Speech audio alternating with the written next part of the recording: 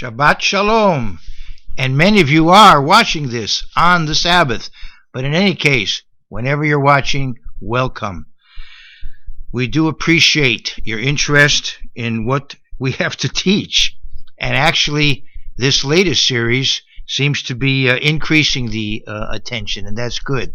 I'm happy to hear that, or to know about that, to be aware of that.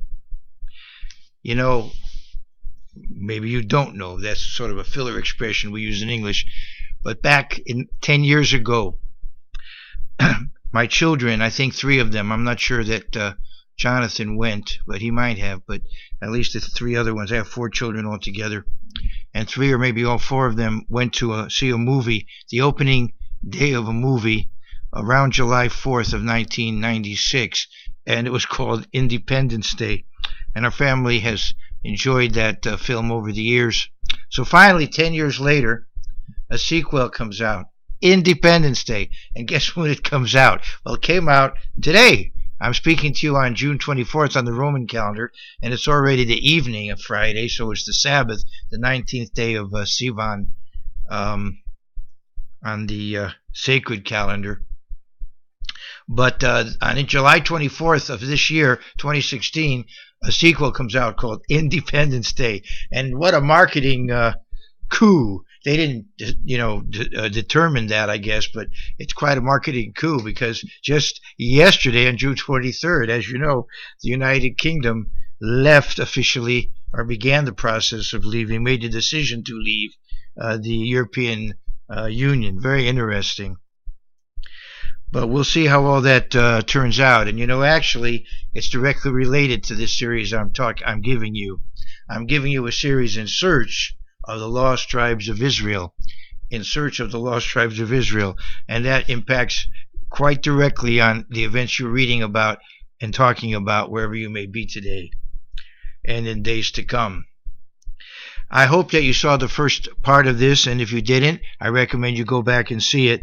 And there's an awful lot of material that could be covered, and I could do a much longer series, but I don't want to let's say overdo one particular subject. But as there's questions that come in and comments, I try to respond. Recently I received a nice email from one of those who faithfully watch, and I hope that the answer I sent out was an adequate one. But today I wanted to continue on by first of all going back to the original premise, or some of what I brought out last time, and I know I didn't get a chance to bring out everything, but you can read the history of Israel and Judah in the Bible, and how they were divided, and how the northern kingdom was conquered, and how basically, let's say, 3 things happened to the people there overall. Some of them did flee to the south, but eventually did assimilate into the house of Judah. Some did remain in the north, but intermixed with Gentiles who were brought in there by the rulers and mixed with them and produced an ethnic group called the Samaritans. But the bulk were displaced and by tribes were moved out. A deliberate policy of taking away, removing that population and displacing it with others. This was an Assyrian imperial policy. So those tribes, in Josephus's day, he said they were beyond the Euphrates. That was at the end of the 1st century. So those tribes were in what is today, at some point, what is today Iran and other areas in that part of the world, and could have easily migrated up into what used to be the Soviet Union in the 20th century, and then across into Europe. All of you have studied about how various tribes migrated from what generally is called Russia into Europe. And it's certainly plausible that among those tribes were tribes that were descendants of the Israelite tribes. It's not such an implausible idea.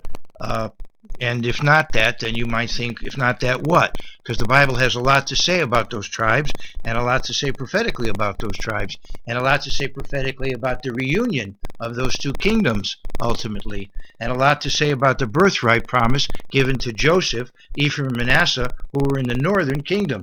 They are lost tribes. The tribe of Ephraim and the tribe of Manasseh are basically lost tribes. Yes, there were some that migrated to the south, and they assimilated into the Jewish community.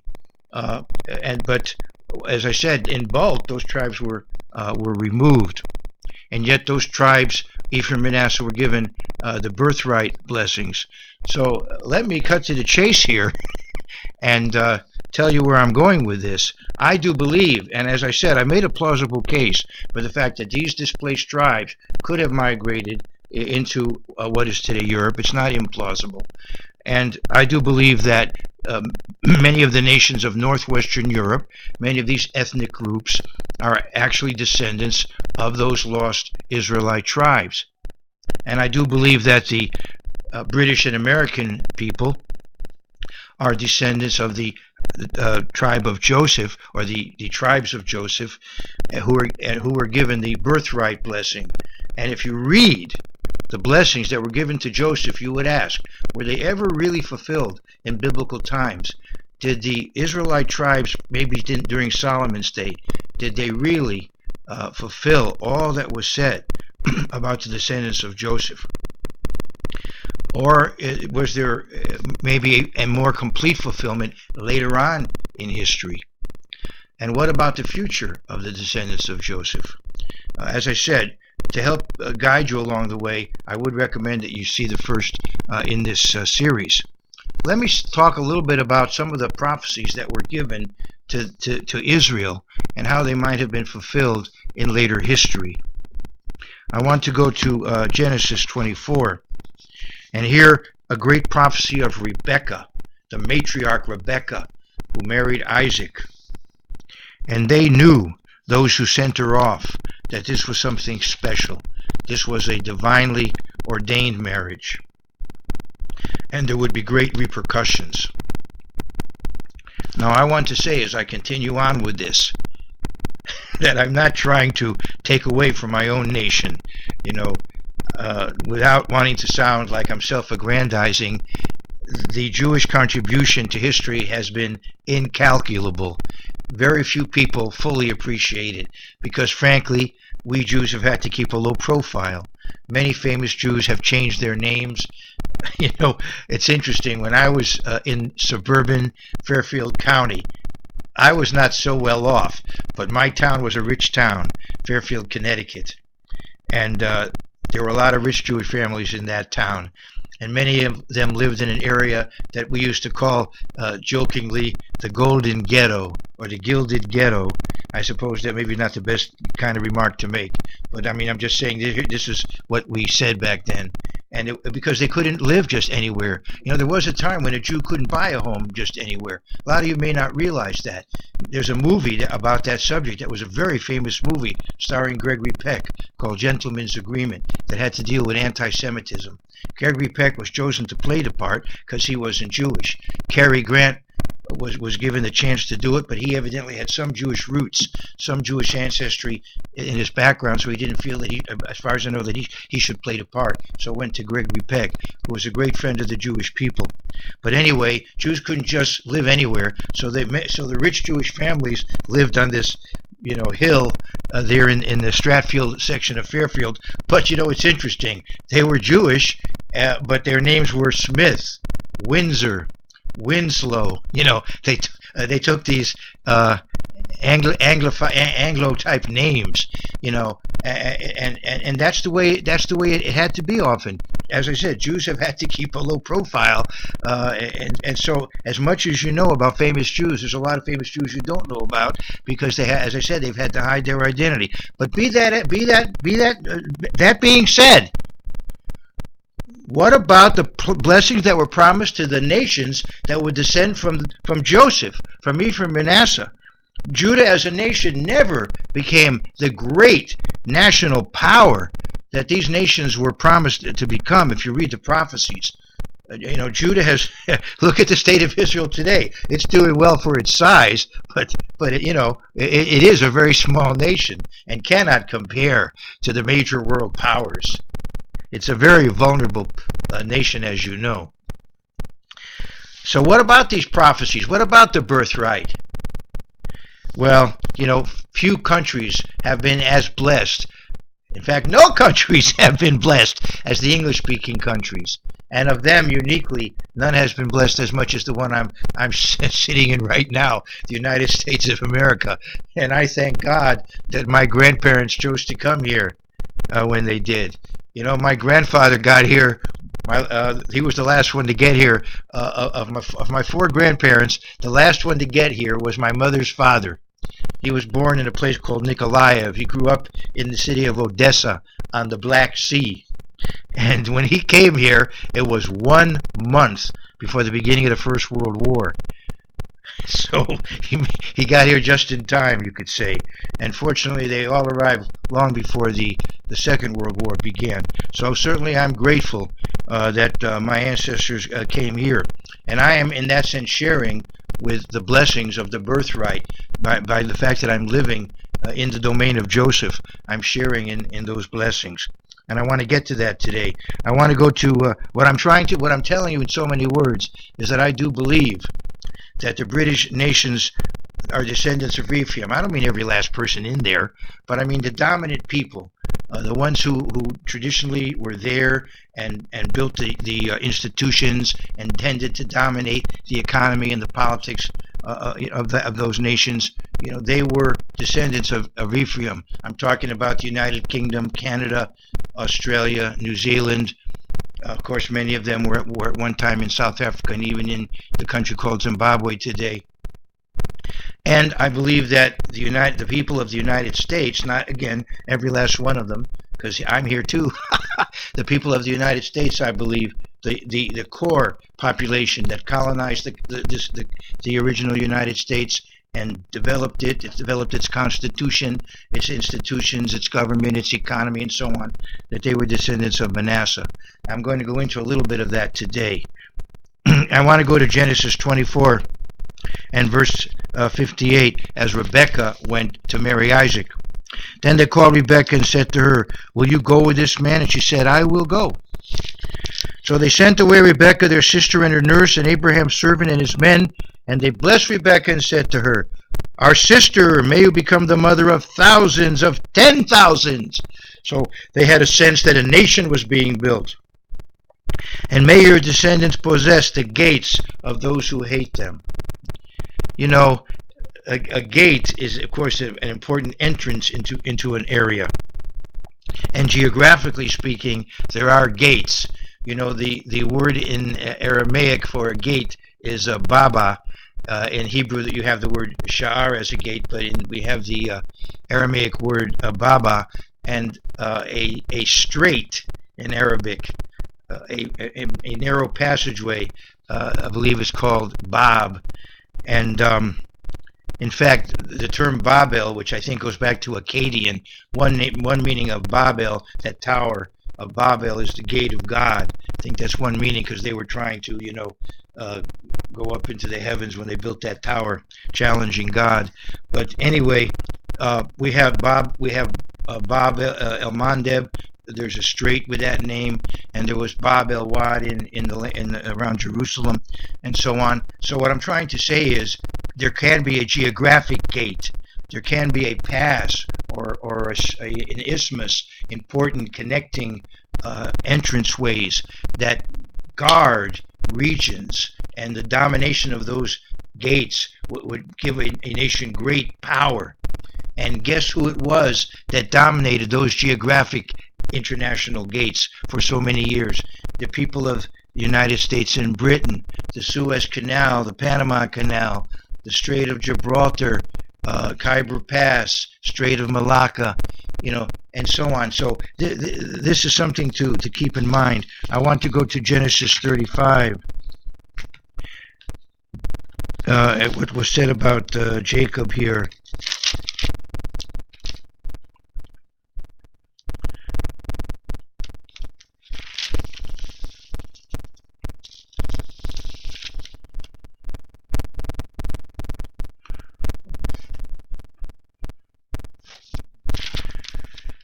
Verse 11, Genesis 35:11.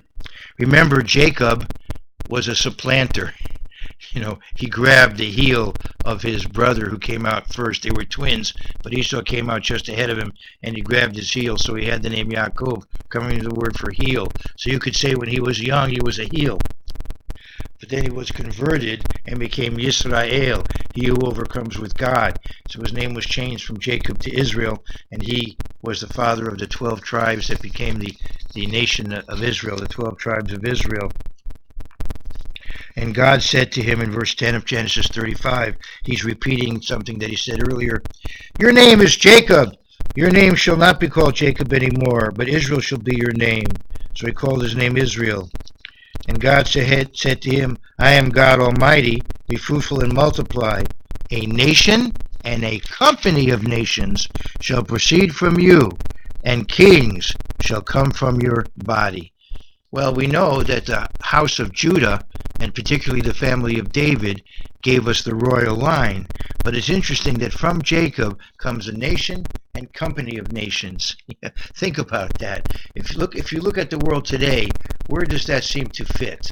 You have the United States, which is an English-speaking country with very close ties to a nation which is really a company of nations, the British Commonwealth, the United Kingdom, Canada, Australia, New Zealand, and of course many Gentile nations are connected to the Commonwealth. It's about 60 nations, and as far as I know, they acknowledge Elizabeth as their queen.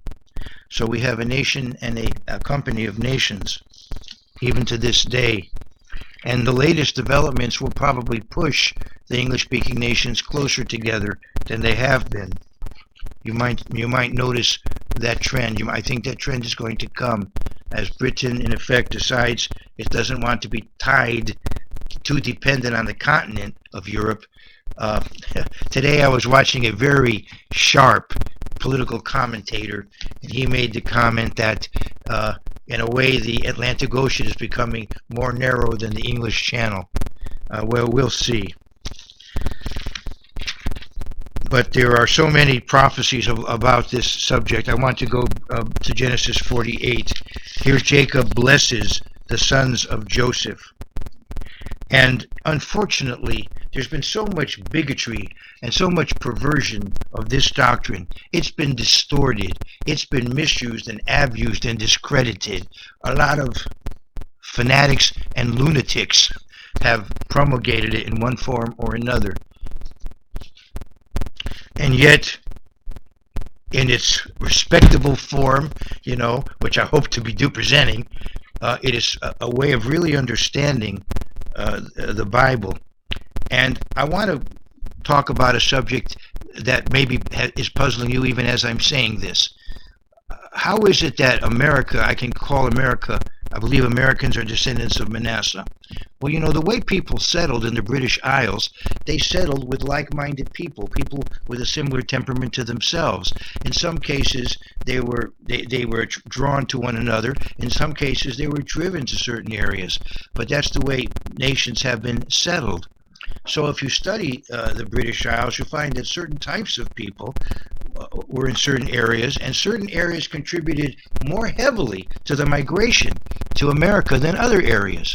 You'll also find that some people, once they came here, didn't fit in and they left. And others didn't fit in back in the mother country, and they left the mother country and came here. So the tribes, in effect, were sorting themselves out.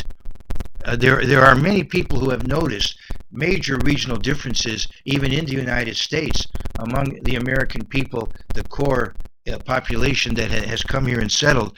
There are strong regional differences. One man wrote a book back around 1980 called The Nine Nations of North America, Joel Garreau.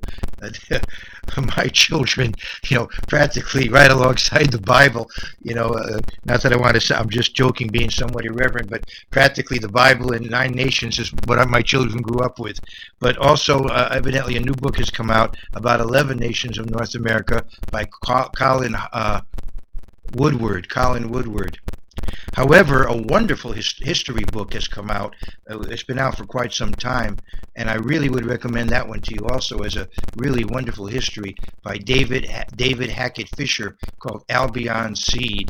And it talks about the mother cultures of North America, 4 basic cultures. There's also been some other smaller ones, such as the Dutch, around the New York area and so on, and in South Carolina, a certain colorful gathering of people. But for the most part, there's been four mother cultures in the New England culture, and the Pennsylvania, New Jersey, Delaware culture, and the southern coastal culture, and then the backcountry Appalachian, they call it Appalachian culture. And as they moved west, it created a certain kind of Americanism.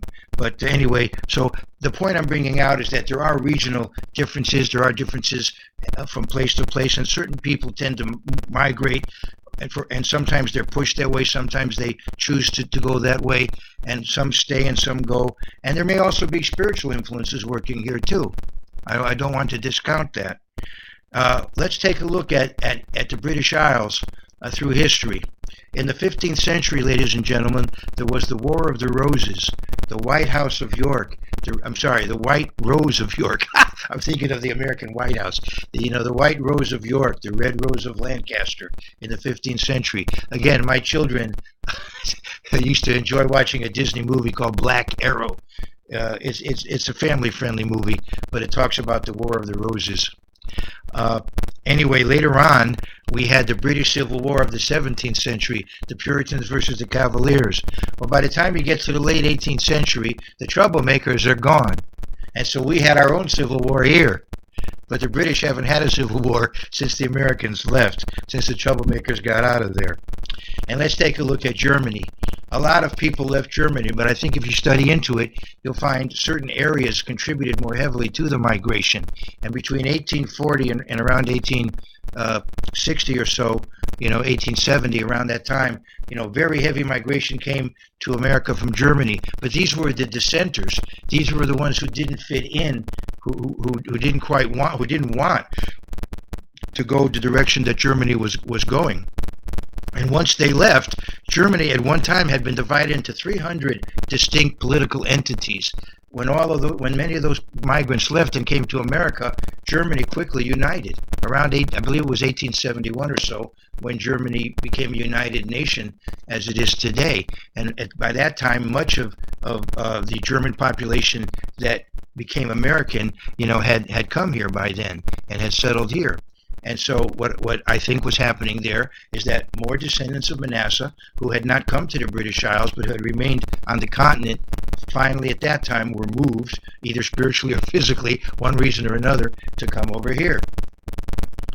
So it is not, anyway, all the things that I'm saying to you are plausible things. They are rational. You can think about them, and they are reasonable things.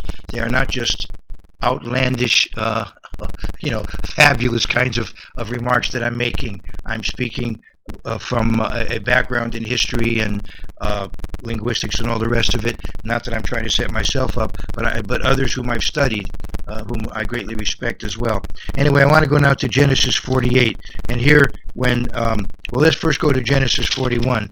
When Joseph has his children, and by the way, Joseph means may he add. So in effect, Joseph means increase. Joseph means prosperity. And that indeed is what has become of his descendants.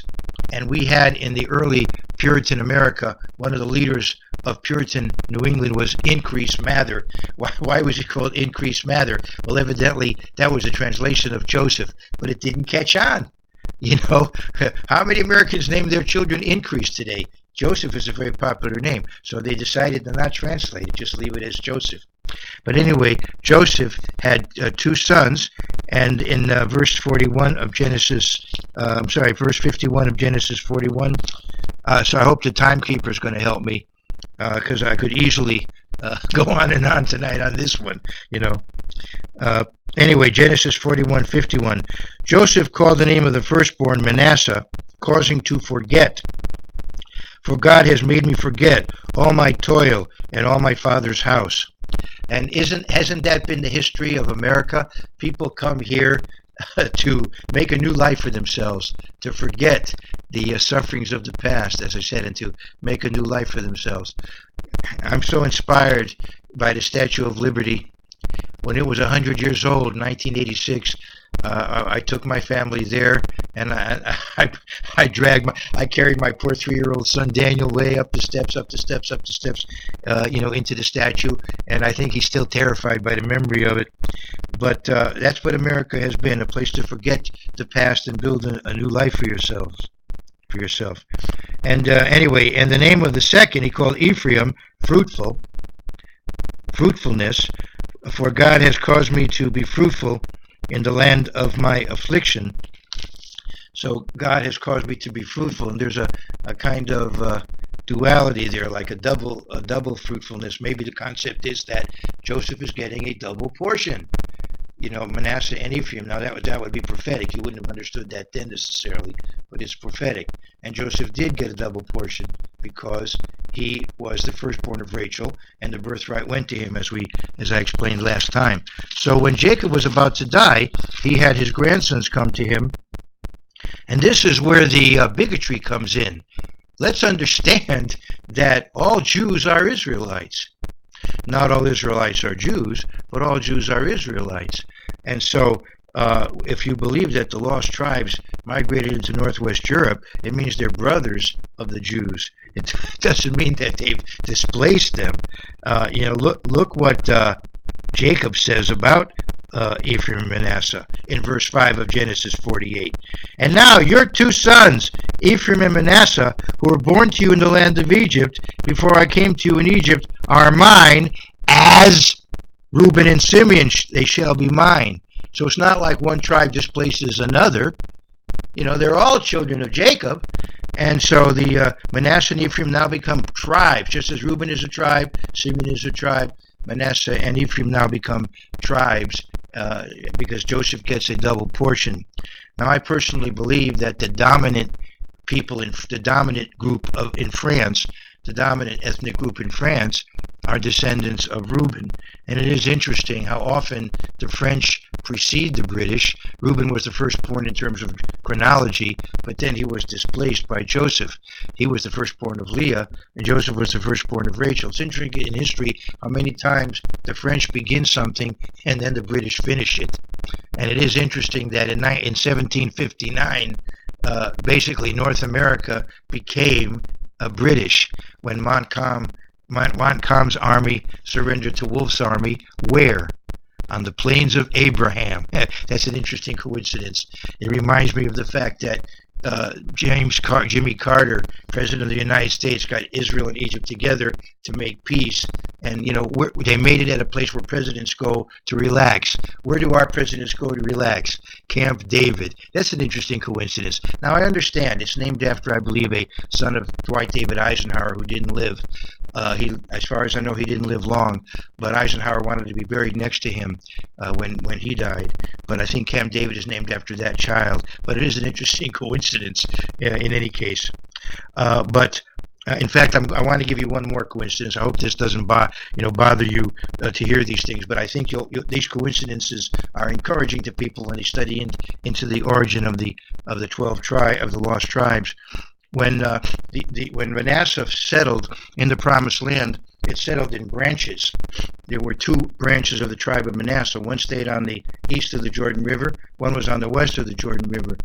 So it was East Manasseh and West Manasseh. You can look at Numbers 32 and then verses in Joshua that talk about it. There was East Manasseh and there was West Manasseh.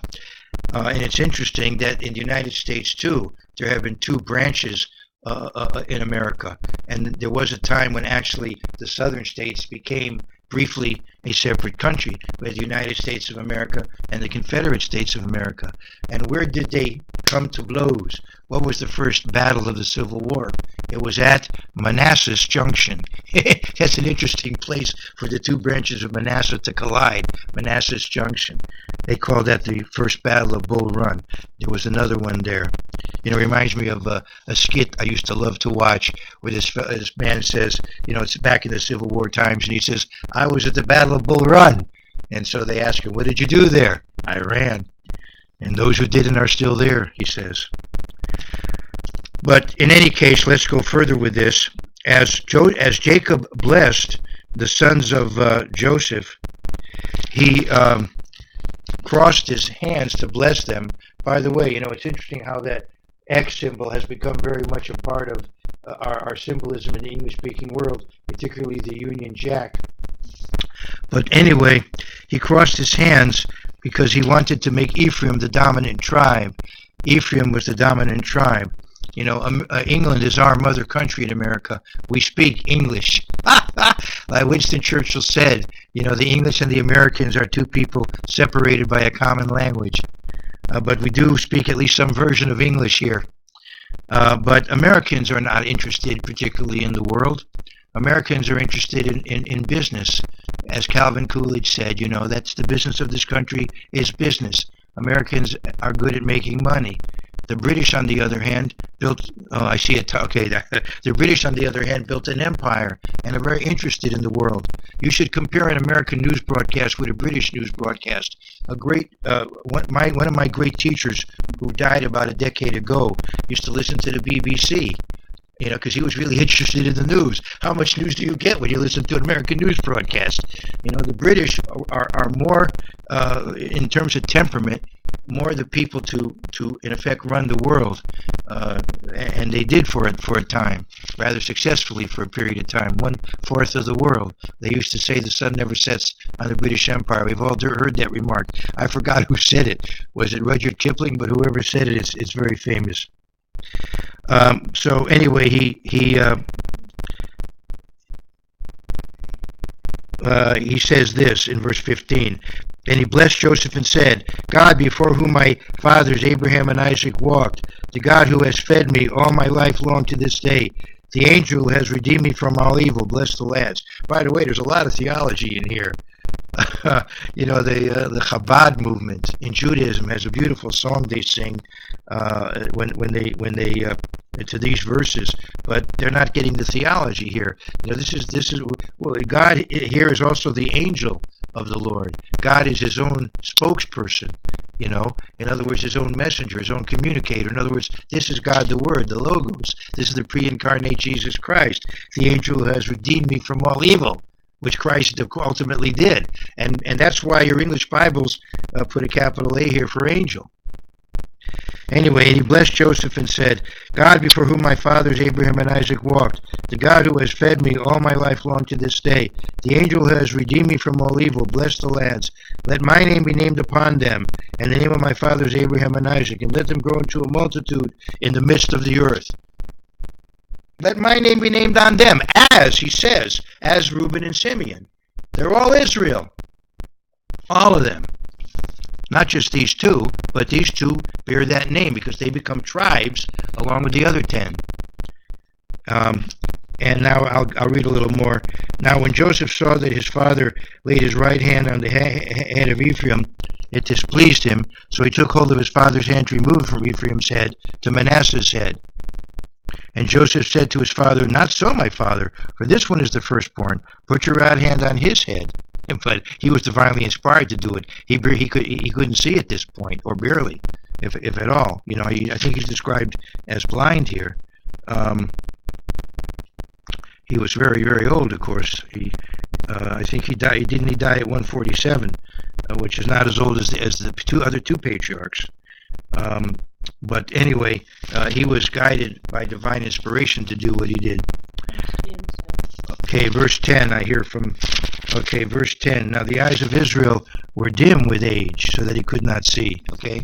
So he did this because of God's divine intervention. But his father refused and said, I know, my son, I know. He also shall become a people, and he also shall be great. But truly his younger brother shall be greater than he, and his descendants shall become a multitude of nations. So America became great after the British became great. And the British spawned other nations, Canada, Australia, New Zealand, and for a time South Africa, though now that country has very dramatically changed. But I'd also like to mention that as big as the United States is, Canada is bigger. And when you take Canada and Australia, New Zealand, and the UK, it's almost double our country in size. It isn't, but it comes close to being double to the United States in size. A lot of people don't think about that. So he, you know what one great Canadian leader said, I think his name was MacDonald, he said, Canada has not enough history and too much geography. So you Canadians would appreciate that. Anyway, verse 20. So he blessed them that day, saying, By you Israel will bless, saying, May God make you as Ephraim and as Manasseh. And thus he set Ephraim before Manasseh. And so that's the way it has been, that the British were the ones that gave us our culture, our institutions, our political philosophy. We look to John Locke, our founding fathers. Of course, we speak the English language to this day and so forth. And Britain still has a commonwealth where many, many nations are a part of it, including the huge nation of India. Over 1 billion people are part of that commonwealth. But to this day, when Orthodox Jews bless their children, or their sons anyway, they say, May God make you as Manasseh, as Ephraim and Manasseh. Of course, when they bless their daughters, they mention Sarah, Rebecca, Rachel, and Leah. But when they bless their sons, they mention Ephraim and Manasseh. I want to go to Genesis 49 and just look at what he says about Joseph here, as he talks about the tribes and their future. And this is end time prophecy. Joseph is a fruit. It's interesting. I never even got to the main subject. I've already spoken half an hour? All right, I'm going to have to wrap this up, but I want you to come back and listen about something very important next time. I want to talk next time about why it was that these fantastic prophecies were not fulfilled in biblical times, why they were fulfilled much later. There's a reason for it, and come back next week and you'll hear about it. But anyway, I want to just finish up with these verses today. Joseph is a fruitful bough, Genesis 49:22. A fruitful bough by a well. His branches run over the wall. So, in national terms, this is a colonizing people. I'm only going to go through this. There's so much more I could say. I'm almost getting hysterical here, but I just want to at least read the verses.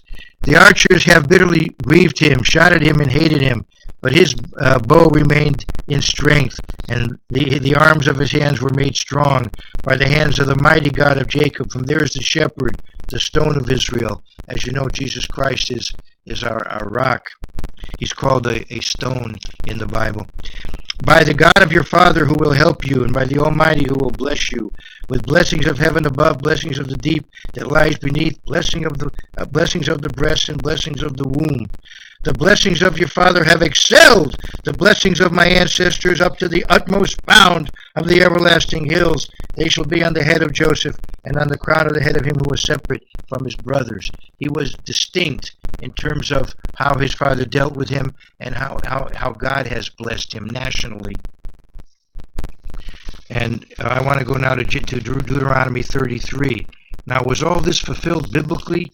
You don't really see that in the Bible. You don't see Joseph in that same way written about. Yes, Israel was very prosperous at the time of Solomon, but you don't see Joseph really fulfilling these verses to the full, the way we see the English-speaking peoples in later days did. And why they waited so long will be the subject that I'm going to, at least one of the things I'm going to talk about next week. Let's go to Deuteronomy 33 in verse 13. And of Joseph he said, now this is now Moses talking. And by the way, I'm going to talk about a very interesting prophecy of international geopolitics in the end time that relates to this message. And that'll be coming up maybe in 3 weeks. I think I'm going to have to do about a 5-part series here or so to get everything in. But I do want to talk about the scepter promise. That's important. And I want to talk about the birthright promise and say more about that next week. But I also want to give an end-time prophecy, a geopolitical prophecy that Moses gave earlier in Deuteronomy. So stay tuned. Keep coming back. Deuteronomy 33 and verse 13. And of Joseph he said, Blessed of the eternal is his land, with the precious things of heaven, with the dew and the deep lying beneath, with the precious fruits of the sun and the precious produce of the months, with the best things of the ancient mountains, with the precious things of the everlasting hills, with the precious things of the earth and its fullness, and the favor of him who dwelt in the bush. He revealed himself to Moses that way. Let the blessing come on the head of Joseph and on the crown of the head of him who was separate from his brothers. His glory is like a firstborn bull, and his horns like the horn of the wild ox. Or perhaps this is a reference to the mythical unicorn, because you can do that in poetry. The royal family of Britain has that as its symbol, the ox and the unicorn. His glory is like a firstborn bull. The British, that's the nickname of the British. They used to call him John Bull. His glory is like a firstborn of the bull, and his horns like the horns of the wild ox, or the unicorn, if you want to think of it that way. See, the Arabian oryx, when you look at which existed in ancient Israel, they brought them back there now. But the Arabian oryx, if you look at it from the side, it looks like it's got only one horn. It can look like a unicorn, and so that's how maybe the idea of the unicorn got started. But it would be okay in poetry or in a prophecy to mention a legendary figure that's very, very well known. Why not? But it could be literally a wild ox. His glory, and you wouldn't want to mess with a wild ox, I'll tell you. His glory is like a firstborn bull, and his horns like the horns of the wild ox. Together with them he shall push the peoples to the ends of the earth. Oh, wow. They are the 10,000s of Ephraim, and they are the thousands of Manasseh. I think this is referring to the fact that Ephraim would rule over not only their own, but many, many others. A commonwealth of nations, hundreds of millions of people would be in some ways connected to Ephraim. I want to go to the New Testament now, as I'm about to finish. As I said, I could go on for days, but you have a life, I have a life. But I want to go to Revelation 12:17. There's a reason. Well, there are many reasons why I've decided to call whatever you want to call what I'm doing, this movement, Christian Commandment Keepers. But I want to go to Revelation 12:17. And the dragon was enraged with the woman, talking about the church. The church is a woman. Jesus Christ is our coming groom. We are the bride.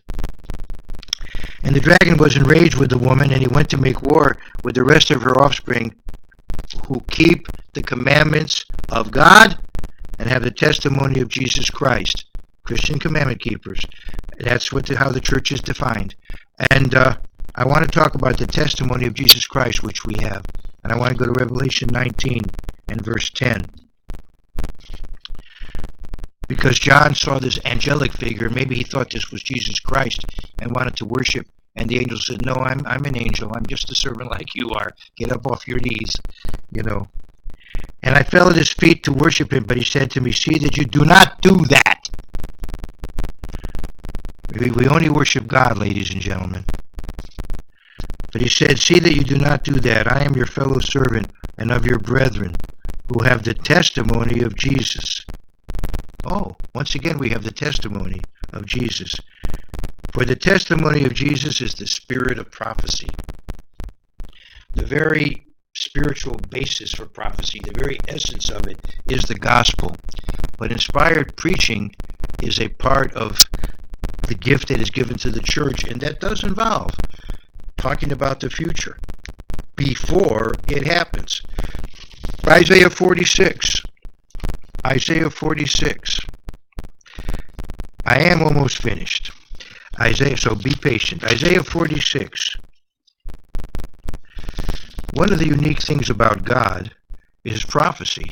He inspired prophecies in the Bible thousands of years ahead of time, and they are fulfilled on time. I'm going to say more about that, God willing, next week. The Muslims have a saying, Inshallah, God willing. Im Yirtzeh Hashem, we say in Hebrew. Im Yirtzeh Hashem. Or si Dios quiere, if you want to speak Spanish. Anyway, Isaiah 45 and 46 and verse 10.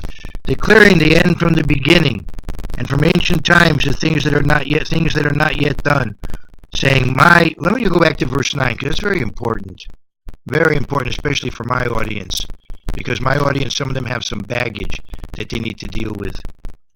Isaiah 46 and verse 9. Remember the former things of old, for I am God, and there is no other. I am God, and there is none like me. Okay, then we go to verse 10. Declaring the end from the beginning, and from ancient times the things that are not yet done, saying, my counsel shall stand, and I will do all my pleasure. So fulfilled prophecy is one of the indications that there is a God. And I want to talk about a prophecy in conclusion, that is very relevant to my talk, In Search of the Lost Tribes of Israel. I want to go to Jeremiah, the 16th chapter. Jeremiah, the 16th chapter. Actually, I want to go first to the 3rd chapter. I will get to the 16th. I want to go first to the 3rd chapter. Jeremiah 3.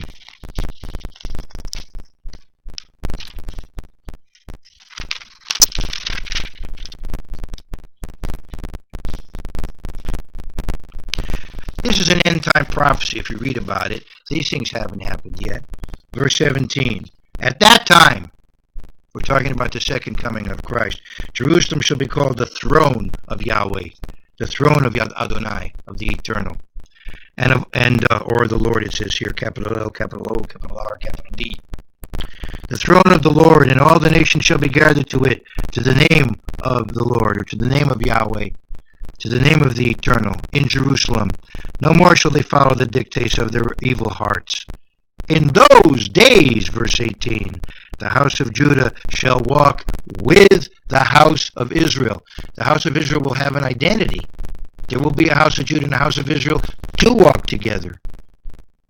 In those days, the house of Judah shall walk with the house of Israel, and they shall come together out of the land of the north to the land that I have given as an inheritance to your fathers. That's an end-time prophecy. It hasn't happened yet. Now, of course, it's very inspiring what has happened in Israel in modern times.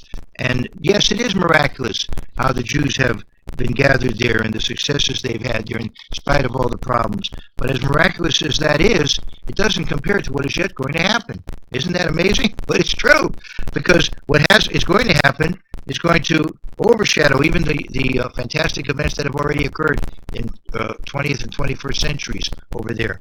I want to go to Jeremiah 16. Jeremiah 16, verse 14. Because this has not yet happened.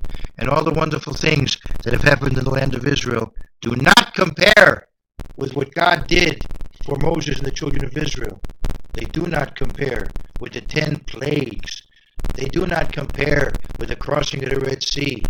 Yes, great miracles have occurred, one could say, in the rebuilding of the modern state of Israel, but it does not yet fit the proportions of the Exodus account that you read about in the Bible.